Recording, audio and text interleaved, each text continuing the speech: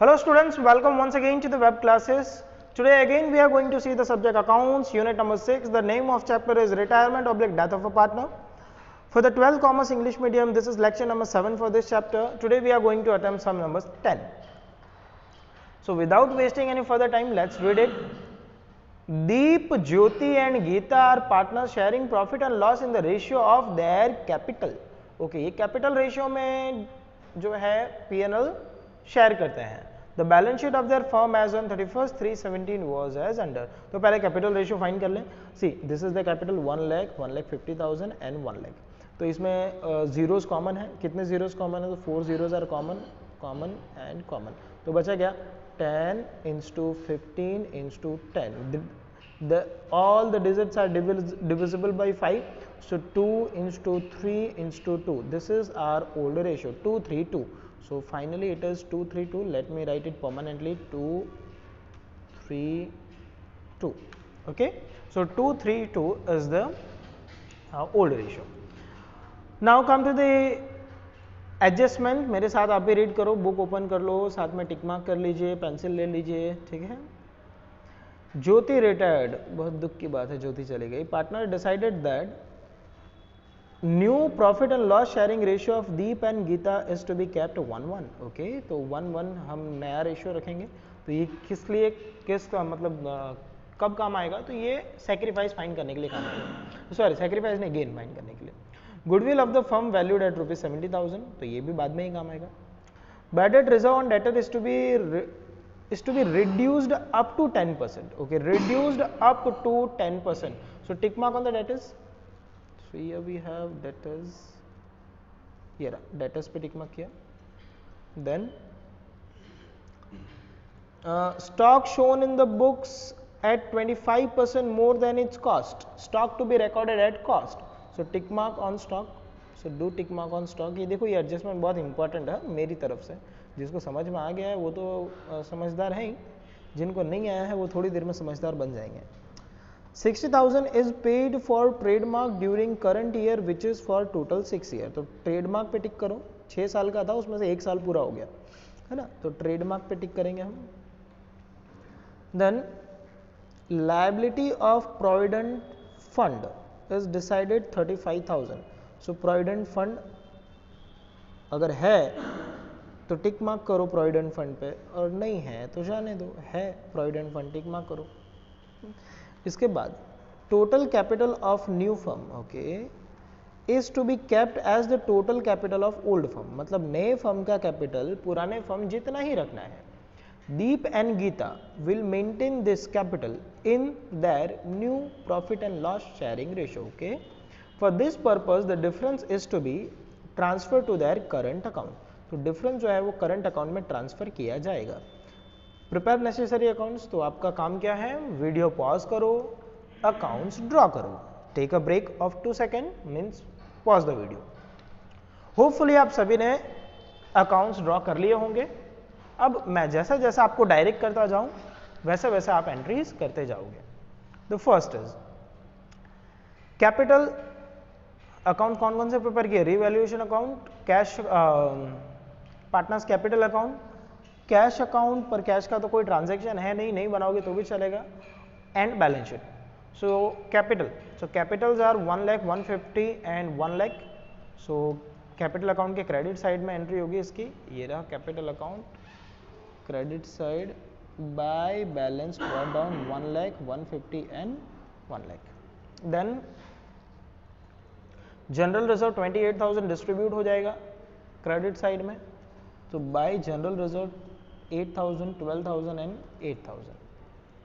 इसके बाद है क्रेडिटर्स एंड प्रोविडेंट फंड. तो क्रेडिटर्स पे टिक मार्क नहीं है, प्रोविडेंट फंड पे टिक मार्क है.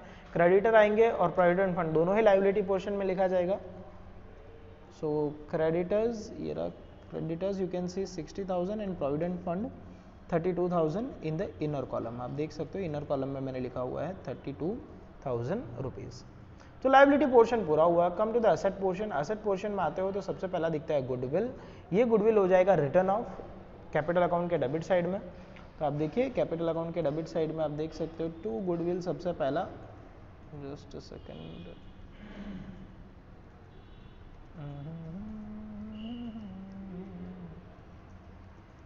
Goodwill, yes, to goodwill 4000, 6000 and 4000। इसके बाद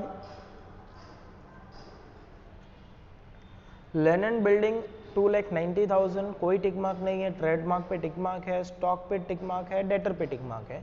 लेनन बिल्डिंग आउटर कॉलम में और बाकी सारे इनर कॉलम में। देख लीजिए, ये रहा लेनन बिल्डिंग, आप देख सकते हो, ये आउटर कॉलम में डायरेक्ट, ट्रेडमार्क पे टिक मार्क है इनर कॉलम, स्टॉक पे टिक मार्क है इनर कॉलम, डेटर्स पे टिक मार्क है इनर कॉलम। पता है ना, कोई चीज़ इनर कॉलम में लिखो तो उसके नीचे एक लाइन की स्पेस छोड़नी होती है। हाँ, देन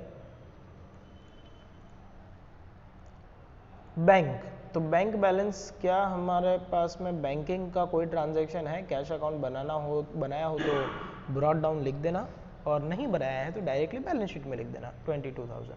तो देख लेते हैं, यहाँ पर मैंने डायरेक्टली लिखा हुआ है कैश और bank 22,000 rupees. Okay,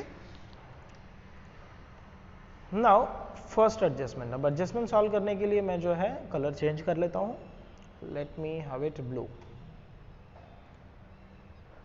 now the new profit and loss sharing ratio of Deep and Geeta is to be kept 1:1. So new ratio is 1:1 and the old ratio is 2:3:2। Jyoti retired मतलब 3 गया, so the old ratio, फिर इनका ratio बचता है 2:2, मतलब gain ratio भी 1:1 ही आने वाला है। लेकिन फिर भी फॉर्मेलिटी के लिए अगर कैलकुलेशन करना चाहते हो तो कर लीजिए। तो ये कैलकुलेशन के लिए old ratio, new ratio, gain is equal new minus old.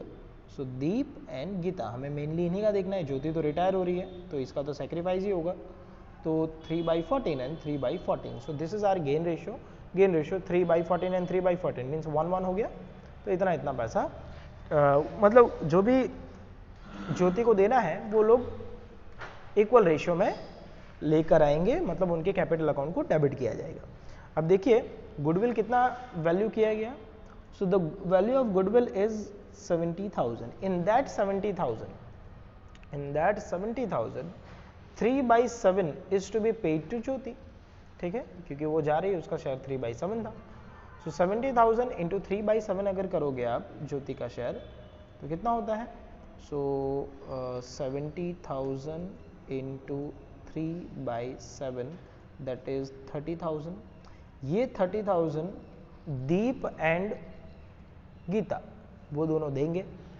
ठीक है, मतलब उनका कैपिटल अकाउंट होगा डेबिट इक्वल रेशियो में। गेन रेशियो जो है वो इक्वल है 15,000। तो देखिए कैपिटल अकाउंट हमारा जो है, आप देखोगे दीप एंड गीता ही नाम है ना, उनका डेबिट है 15,000 एंड 15,000।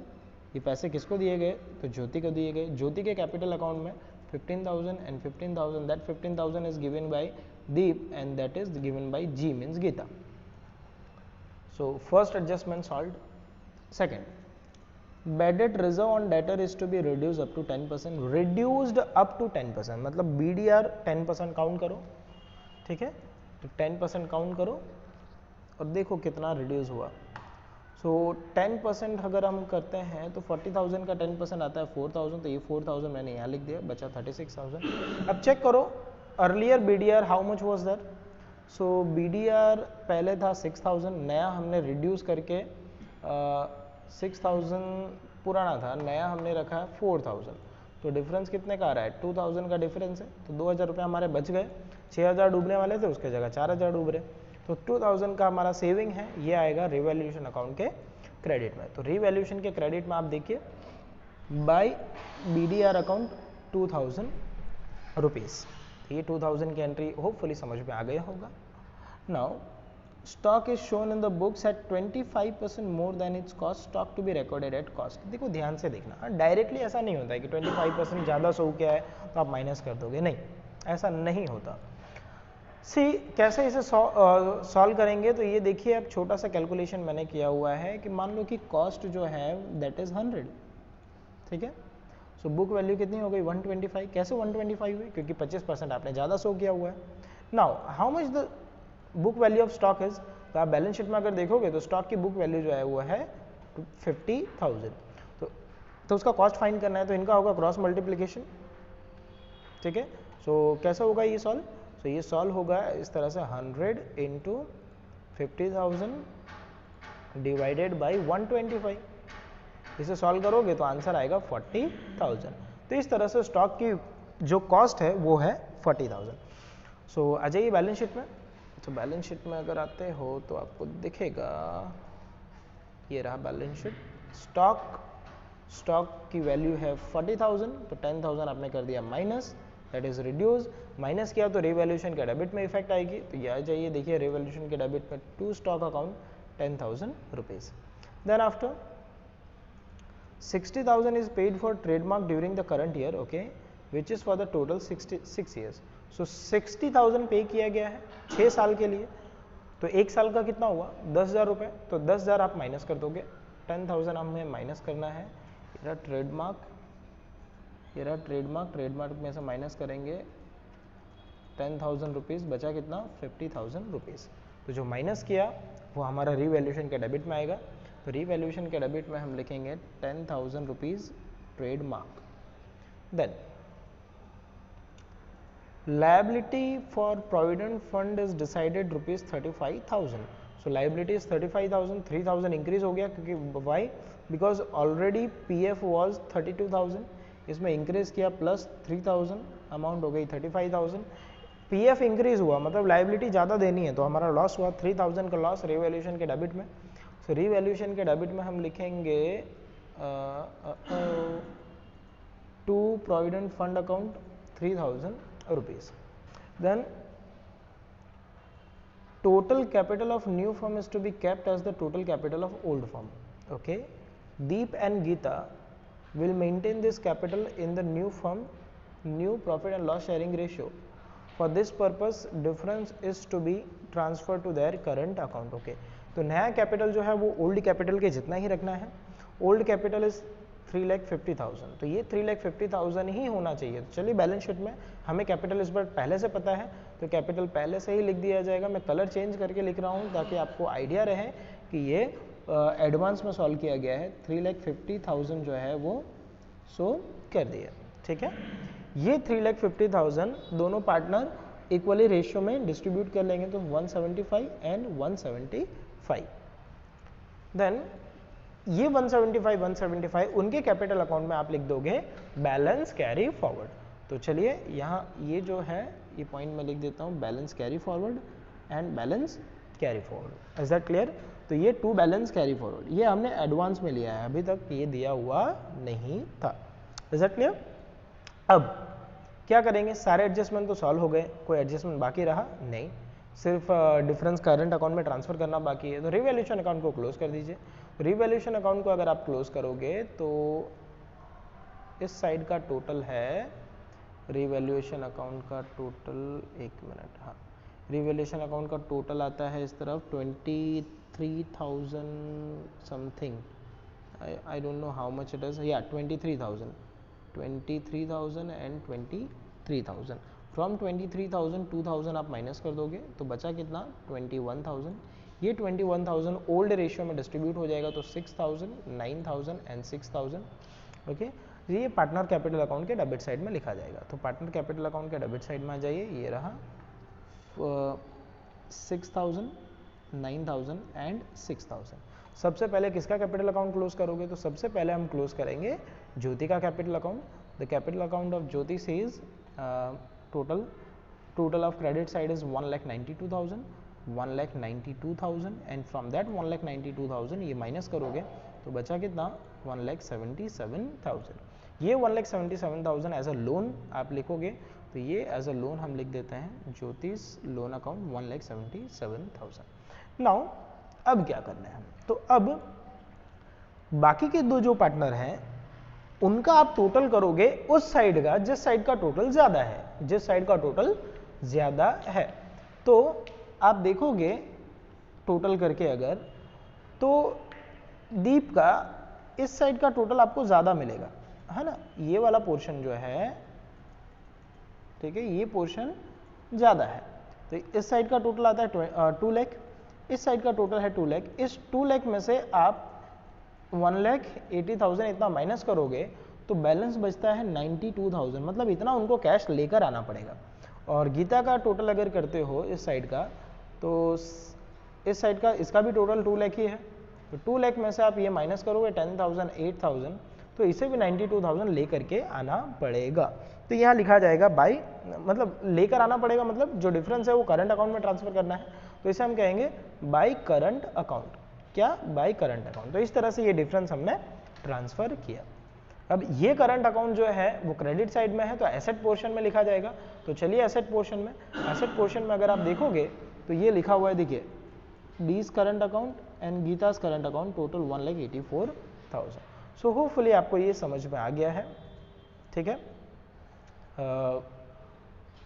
अब दोनों साइड का आपको टोटल करना है। दोनों साइड का टोटल जो है मेरे अकॉर्डिंगली 6,22,000 आ रहा है। होपफुली आपको ये पूरी तरह से आपको अच्छे से समझ में आ गया है। तो 6,22,000 and 6,22,000 is your answer. Is that clear? So that's it for today. ये सम आपको 2 टाइम 3 टाइम जितने बार आप सॉल्व कर सको उतने बार सॉल्व करते रहिए, क्योंकि जब तक आप प्रैक्टिस नहीं करोगे ना तब तक ये सम आने वाले नहीं हैं। सो ये आपका होमवर्क है। illustration number 13, 14, 15, 16 and sum number 5, 6, 7, 8, 9 and 10. How many times? 2 times. Hopefully आप हर दिन एक एक सम 2 बार कर रहे हो तो आपका होमवर्क जो है अक्यूमुलेट नहीं हो रहा होगा। So bye bye for now, thank you.